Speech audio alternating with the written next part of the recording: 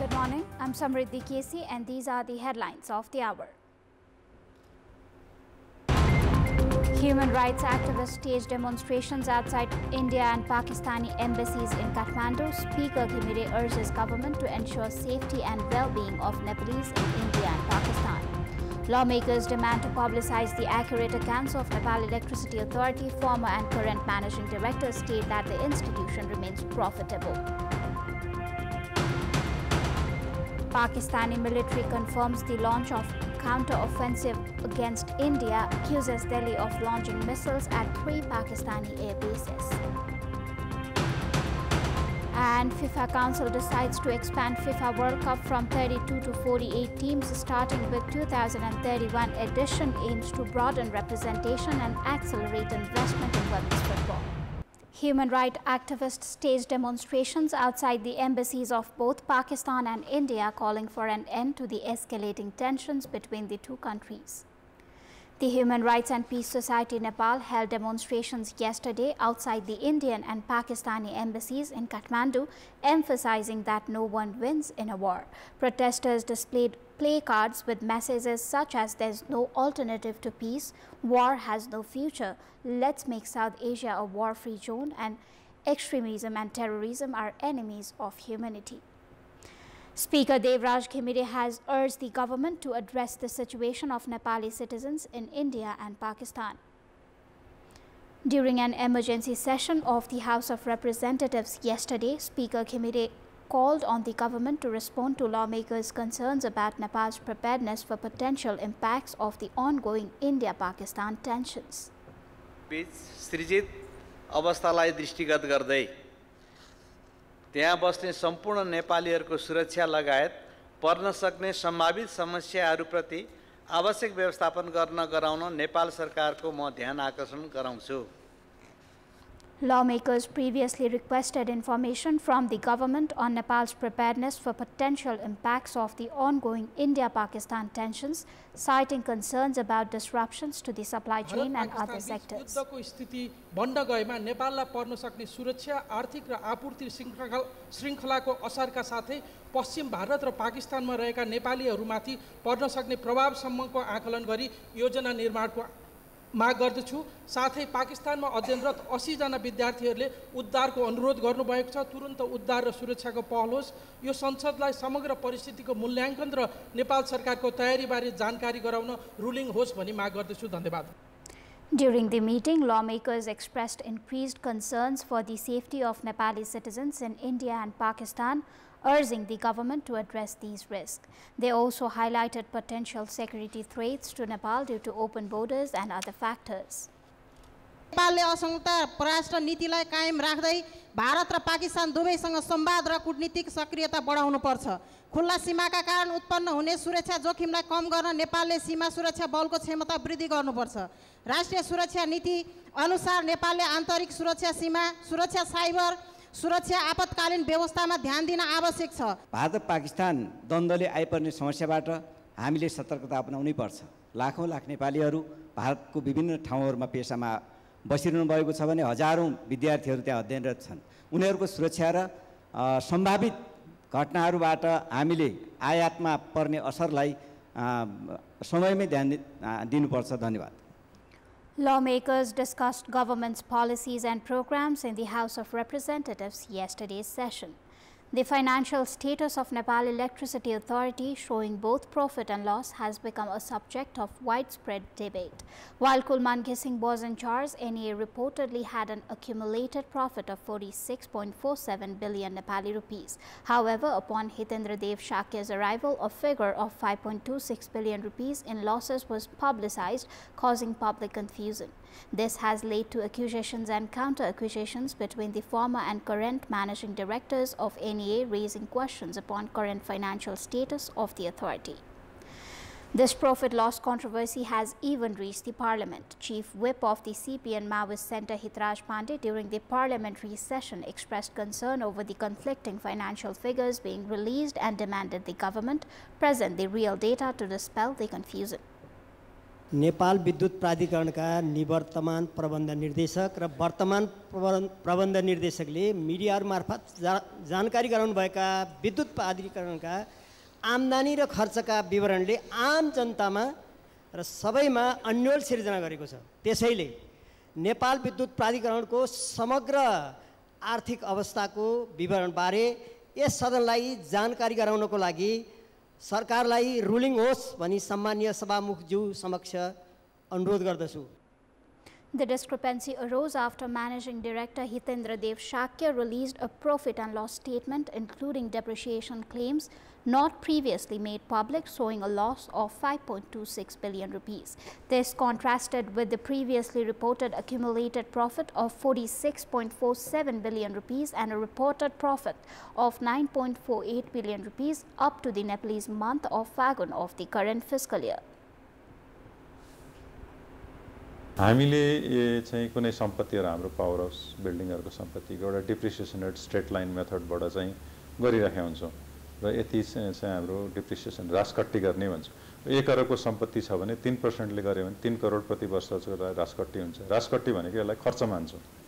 त्यतिकै राखेको आँकडा हैन, त्यो आँकडा त एकदम आधिकारिक आँकडा हो।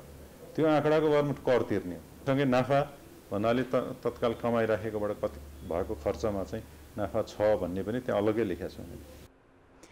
Hitendra Dev Shakya stated that such data reflecting the decreasing value of NEA's assets is used for tax purposes. However, former Managing Director Gising believes the release of the loss figure is primarily intended to mislead the public about his tenure. नाफा नोक्सान भनेको हामीले जुन चाहिँ audit गर्छौं मालेकाले त्यही हो नाफा नोक्सान। त्यहाँ उहाँले कुनै चाहिँ क्वेशन उठाउन सकेको होइन।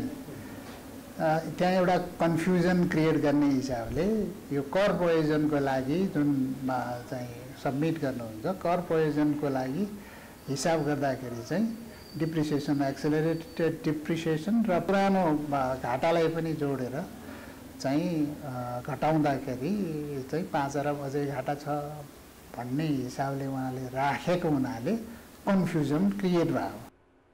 The document also highlighted NEA's cash flow issues. The government owes NEA 14.65 billion rupees and significant dues from dedicated and trunk line users are yet to be collected. Facing delays in receiving these amounts, NEA is reportedly planning to take out a loan of 10 billion Nepali rupees. The women have pulled the chariot from Lagankhel to Lalitpur in the Rato Machindranath Chatra of the Kathmandu Valley this morning. The chariot has been pulled from Lagankhel to Thati Toll. Now, after consulting auspicious times, the chariot will be pulled towards Chaulakhel. According to legend, Machindranath went missing while being paraded around Patan, and after being found with a woman, he was returned after worshipping her. In commemoration of this event, the tradition of only women pulling the chariot for one day began.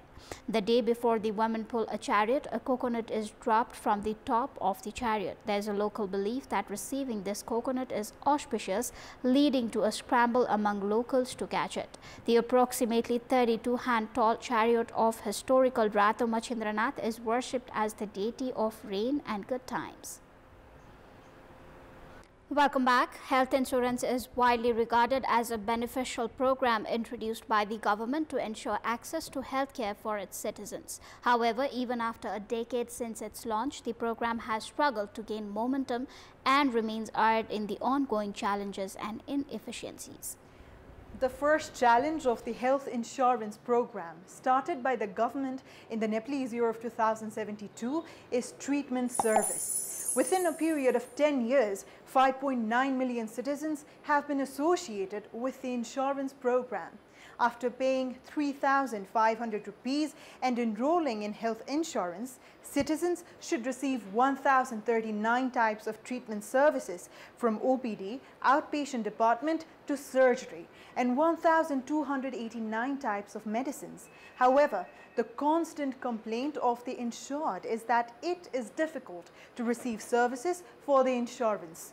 Not only are services not easily available in hospitals, but medicines are also not provided as per the insurance agreement. Due to this reason, 45% of policyholders do not renew the insurance annually.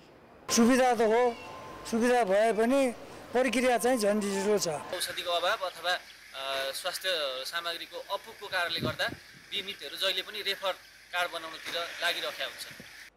The second challenge is the implementation of the Insurance Act. The Health Insurance Act 2074 has a provision that all citizens must be compulsorily affiliated with health insurance. However, even though 7 years have passed since the act was issued, it has not been implemented. The third challenge is the disregard for the principle of the able supporting the unable and the not needy supporting the needy. The fundamental principle of health insurance is that the able should support the unable and the not needy should support the needy. However, problems have arisen because everyone who gets insured tries to avail services even if they are not sick. As reported by Kripal Gautam, the nation itself provides free insurance to 8 types of groups, including persons with disabilities and senior citizens. Among those enrolled in insurance, 55% belong to such groups. Among the remaining 45%, a large number are those who have contracted a disease or have a possibility of getting sick. However, the practice of healthy and capable individuals getting insured is low. Due to this reason, the medical loss ratio in insurance is currently above 220%. This means that most of those who are insured have taken maximum service. If this ratio goes above 80%, it will increase the liability of the insurance, which is a loss-making proposition from a business perspective. The fourth challenge is the inability to move forward with scattered programs in a unified manner. Currently, various government bodies, including the Citizen Investment Trust, Employees Provident Fund, and Social Security Fund, are providing health insurance services. Problems have arisen due to the inability to integrate the scattered programs into a unified health insurance scheme, to the extent that the bodies under the Ministry of Health alone spend 60 billion annually through programs such as the Social Security Unit, severe disease and subsistence allowances for the poor, and mother and child safety programs. The Insurance Board says that it will be difficult to advance health insurance if the government does not consolidate all its programs into one. अनि प्रिमियममा पनि केही पुनरावलोकन गर्ने स्वास्थ्य बीमा बोर्डलाई चाहिने पुनर्संरचना गरेर बलियो बनाएर लैजाने हो भने यसको विकल्प छैन. यही रूपमा यसलाई अगाडि जान निकै कठिन छ र धेरै अगाडि जान सक्छ जस्तो मलाई लाग्दैन. The fifth challenge of health insurance is the inability to pay hospitals on time. Currently, 445 health institutions, both government and private, are affiliated with the health insurance service. The government owes them 16 billion for the insurance services they have provided. Claims worth 2 billion are added every month. Many hospitals have been saying that they cannot provide services due to the non-receipt of insurance funds. There have also been examples of some hospitals even closing services from time to time. बीमाबाट लिने जो सेवा गराइहरू पनि अत्याधिक बढेको अवस्था अनि यो भुक्तानी नहुँदाखेरि खरिद प्रक्रियाहरू चाहिँ रोकिने अवस्था भावनाले बीमा बोर्डबाट रोकिने अवस्था भावनाले बेला बेला चाहिँ सूचना निकालेर चाहिँ फेरि अवरुद्ध भएको भन्नुपर्ने अवस्था छ. It's not that no work has been done to address the problems seen in health insurance. The government had formed a health insurance reform suggestion task force under the leadership of Dr. Shambhu Acharya. The task force has suggested restructuring the health insurance program and increasing the insurance coverage to 500,000. However, the report has not been implemented. The Ministry of Health, on the other hand, has been blaming the Insurance Board for the ineffectiveness of the program. यही तरिकाले बीमा चल्दैन भनेर न हामीले चाहिँ नियमावली संशोधन गरे हो, कमिटी बनाएको हो, नयाँ चाहिँ बनाले पठाएको हो. त्यसपछि उहाँहरुलाई चाहिँ के कहाँ सहजीकरण गरिदिनु पर्छ सबै पनि गरिदिराछ त. तै पनि बनाले पुगेन र भएन भनेपछि त बीमा कसरी चल्ला त. Both the Ministry of Health and the Insurance Board know that there are problems. However, due to the lack of interest in finding a solution, not only are citizens suffering unnecessarily, but the very relevance of the program has also been questioned. स्वास्थ्य संस्था सुदृढीकरण गर्नु पर्यो र बिमाले भनेका ऐन नियम कानुन छ पालना गर्नु पर्यो। म 5 लाख पुर्याउँछु भनेर मन्त्रीजीले भन्नुभयो हैन, त्यसपछि 1 लाखकै व्यवस्थापन भएको छैन, पछि फेरि पैसा पो असाध्यै धेरै भारै छ, यो त तिर्न नसक्ने, अब बिमाको तिर्न सक्दैन भन्नुभयो। एउटा जिम्मेवार मान्छेले, मन्त्री जस्तो मान्छेले त्यस्तो कुरा बोल्नु हुँदैन। It's not that there haven't been complaints about the lack of manpower in the insurance board and some hospitals providing unnecessary treatment to patients. Despite this, insurance is a matter of national discussion and concern. However, if it cannot be implemented, despite looking good on paper, the program cannot move forward as stated by the insurance board. To move it forward, the government has no option but to formulate a new and clear policy. That is all for the moment. Thank you for watching. Bye for now.